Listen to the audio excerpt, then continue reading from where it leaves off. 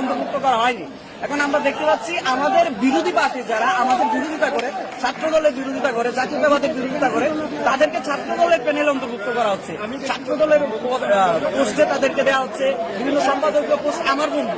তাই আমি ছাত্র দল হওয়ার পর আমার রাজনীতি করি, আমি কি বলবো যে আমার রাজনীতি করি? আমি ছাত্র দল করার কারণে আমি ছাত্র দল থেকে মাইনাস, অন্য কোন সংগঠন থেকে এসে ছাত্র দলের পদ নিচ্ছে সে সংগঠনের